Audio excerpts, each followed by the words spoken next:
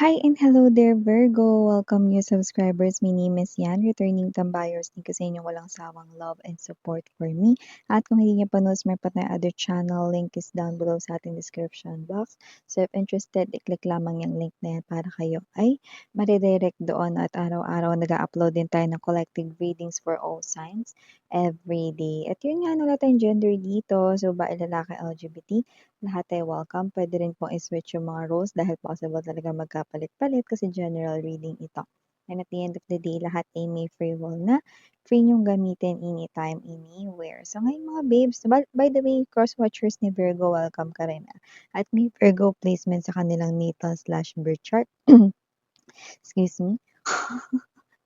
Yan o, welcome rin yung mga merong Virgo placement sa kanilang natal/birth chart. Okay? At yun nga ang ating content no, na gagawin ngayon is we're gonna take a look at your past life, no? Kasi may mga kinalaman yan. Malaki ang kinalaman yan no, sa inyong mga situation or sa inyo ritong mga parang kapalaran ngayon, no? So, malaki yung connection yan. So, let us see sino kayo ng past life ninyo, sino yung mga connections na nakadil ninyo, no? And what kind of life yung nilid mo nung inyong past life. So, let us see. Archangel Michael, thank you so much. Together with the angel guides, can we get messages right here for Virgo's past life, please? Virgo. What does Virgo needs to know about their past life, their connections with other souls? What kind of life they have nung past life nila? Let us see.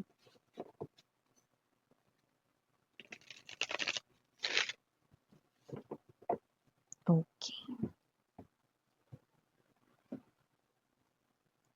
So Virgo, you do have here the energy of death or rebirth, Six of Wands, King of Wands, Hanged Man energy, Five of Coins, Four of Cups, bottom of the deck, Page of Cups, Queen of Swords, and the Star.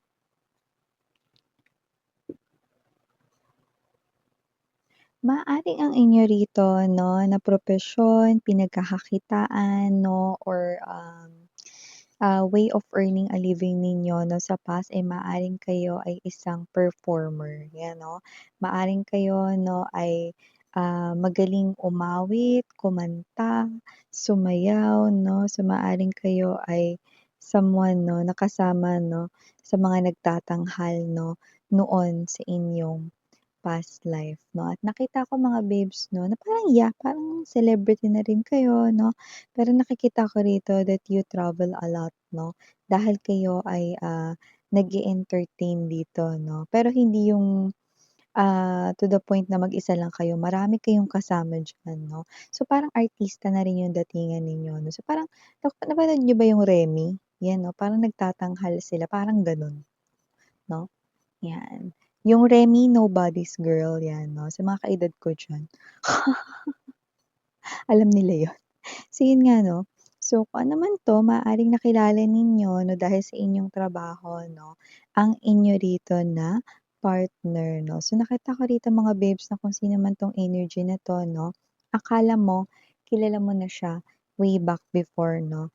Akala mo 'no lahat ng tungkol sa kanya ay alam mo na, pati yung ugali niya 'no. So nakita ko rito nagkaroon naman kayo rito 'no, ng magandang samahan 'no, nagka-inlaban din kayo rito 'no. Pero yun nga, dahil nga inakala mo 'no, na itong tao na 'to 'no, ay puwede mo ritong pagkatiwalaan 'no, lalo na may mga narinig kang mga kuwento sa kanya na may mga story siyang nakuwento sa'yo, sa kanya ritong naging buhay 'no. So from there, mas lalong tumindi yung pagtitiwala mo sa kanya, until dumating na yung araw dito with the Four of Cups right here, Five of Pentacles 'no.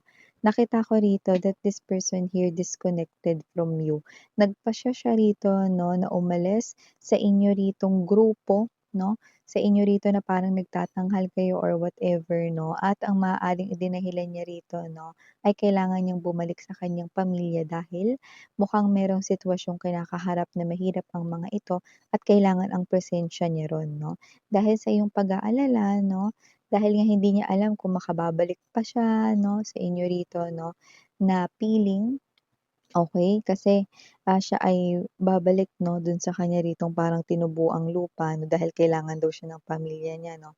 For some reason mga babes 'no, maaaring ikaw ay pinuntahan mo siya rito ng palihim 'no, or sinundan niyo siya rito 'no, at yun nga, okey, hindi naman pamilya niya ang kanya ritong pinuntahan 'no, kundi meron pala siya rito na ibang asawa, 'yan 'no. In short, may asawa na pala 'yun 'no, yung way back before na 'yun. So, nakita ko dito na kung sino man 'tong energy na 'to 'no, okay, you feel like niloko niya kayo rito at hindi niya sinabi ang katotohanan na siya pala ay merong kasama or kinakasama na iba 'no. So, 'yun yung nakita ko rito 'no, na pinuntahan niya 'no. So, nakita ko rito 'no, na nawalan na kayo rito ng tiwala, okay. Lalo na when it comes to love 'no, dahil nasayang lang dito 'no, yung parang mga taon na ginugol mo with this person here 'no, at yun nga 'no, nagsinungaling pala siya sa'yo, nanloko pala siya sa'yo na Five of Pentacles energy, 'yan 'no. Yeah, naging kasamahan mo talaga siya sa trabaho, way back before, 'yan. Kaya kung ngayon mga babes 'no, may energy kayo rito, iba doesn't have to be na, marunong kayong kumanta na magaling kayo na parang ano, Bituin Escalante lang, ganyan. Pero may energy kayo. Iba marunong talaga kumanta at sumayaw ha, pero yung iba mga babes 'no, may mga sign and clue rin tayong nakukuha rito 'no, na kayo ito na mahilig kayo sa music.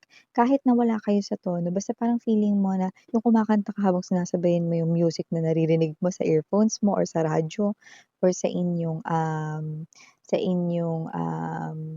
what's this, component 'no, 'yan. So 'pag sumasayaw ka, kumakanta ka kahit wala ka sa tono but you feel the beat and masaya ka sa mga song na naririnig mo, sinasabayan mo ng body mo or ng sarili mong voice, then also this reading here is for you, okay.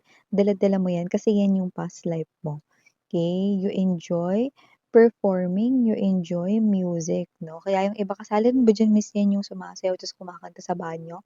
Yes, pasok 'no. Kinikita natin dito, okey? Lalo na yung iba diyan 'no, dala-dala yung cellphone 'no, tapos, nandodo'n lang sa Gedli, 'yan, tapos nakabukas 'no, yung parang mga music diyan, playlist ninyo, 'yan, see? Pasok na pasok, 'di ba? So, maliban diyan, Virgo, nakita ko rin na nahirapan kayo rito magtiwala when it comes to love, okey? Up until love comes your way again. Noon na, okay. Pero with the Queen of Swords energy, hindi mo alam kung dapat mo bang entertainin itong tao na 'to 'no. And this is a young man, a young woman right here, Virgo 'no, na posibleng sumunod rito 'no, na kumatok sa iyong puso 'no. At kung sino man siya 'no, there's an energy na maaaring itong person na 'to 'no is nakuha niya ang iyong atensyon. That's why nag-isip ka ng ganyan nung inyong past life. Pero dahil na broken hearted kayo ng isang tao na akala mo 'no, ikilala mo na 'no, at nakasama mo ng maraming taon 'no, kayo ay nag-aalangan 'no, lalo na ito ay isang bagong energy dahil kakarating niya pa lang sa inyong life 'no.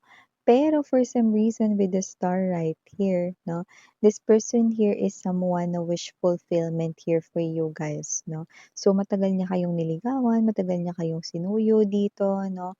Oo, hindi pa kayo as in nagi-give in ng 101% because ah, your boundaries are up 'no, your grounds ay talaga namang nakatayo dito 'no, and this is you, you're observing this person here 'no, up until pinagkatiwalaan mo siya rito. Siya na yung nakita ko ritong nakasama mong tumanda, 'yan. LGBTQs of course, welcome din kayo sweethearts, So nakita ko na bumuo kayo ng mga pangarap ninyo, nagkaroon ng rebirth dito, bagong simula sa'yo, ang ganda, okey? Kayong dalawa rito 'no is tumanda talaga, binigyan kayo rito ng mahabang buhay, 'yan 'no, ng magkasama, okey. So nakita ko dito mga babes 'no, na kung sino man 'tong energy na ito, okey. Alam mo malaki yung kaugnayan nito Virgo sa inyong life ngayon. Lalo na 'no, kung similar situations din ng inyong past life 'no, ang ni-reflect sa inyo ngayon, sa inyong lifetime here on earth 'no. So, if you feel like you don't want to trust, anyone 'no, pagdating sa love 'no, a young man and a young woman ay darating sa buhay ninyo. At yung tao na yun, ang tunay na makakasama mo sa iyong pagtanda. Okay? When we say young man, young woman, there could be an age difference right here. Like someone here is younger than you sa edad or sa age, no? But maybe this person here is younger looking, no? Compare sa kanyang edad. So just take how this resonates. But this person here is someone na eto talaga yung wini-wish mo na to be with someone here who really and truly cares for you and will be right by your side no up until the end of time. Yeah. May narinig tayong song no just now no baby. Now that I found you, I won't let you go. I'll build my world around you. I need you so. Yan. So, kung sino man 'to, ang ganda nun, 'no? Wow! Ang ganda nung song na yun, 'no? So, it looks like others of you've already found this. Yeah, this is the same soul you've connected from your past life, no? And I'm so happy that you are being reunited here with your one true partner, 'no? So, dati pa man din, eh, nakita ko dito 'no, na siya na rin talaga yung nakasama mo 'no, and in this lifetime, makakasama mo siyang muli, ano. So, nakita ko dito na kung sino man 'tong energy na 'to, kahit hindi siya mag-ayos, attractive siya. 'Yan 'no. Alam mo yung parang kahit di siya maligo, mga babes 'no, mukha siyang mabango.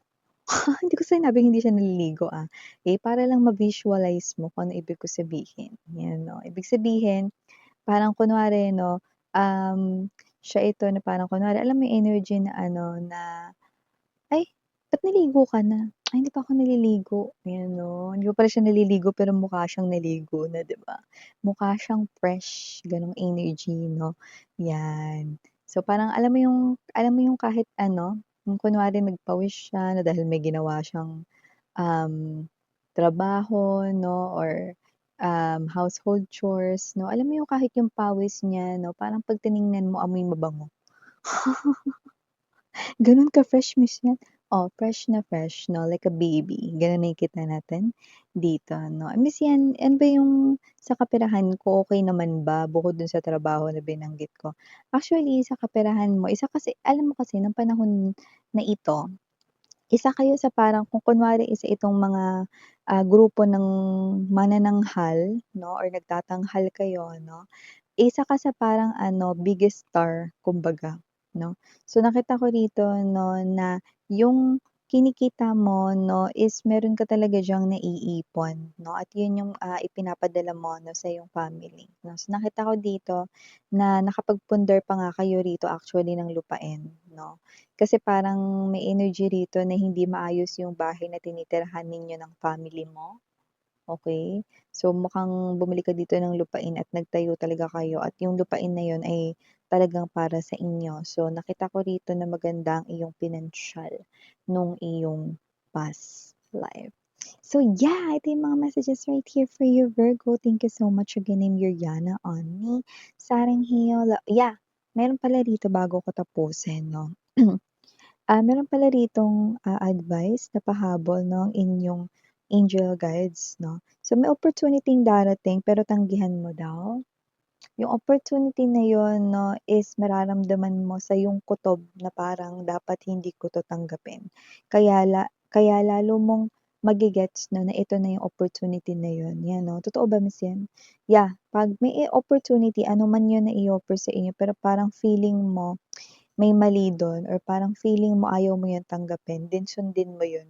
Yun na yung pinaka-clue dun, okey? More likely, maaaring ito ay related sa money, yan, Kailan yun miss yan, sa past life ba yun? Hindi, ngayon sa 3D world, okey? So yeah, ito mga messages for you, Virgo. Again, I'm Yuriana, only for the girls and Yana Duna for the boys. Sarang Heyo, love and light, sweethearts. Annyeong.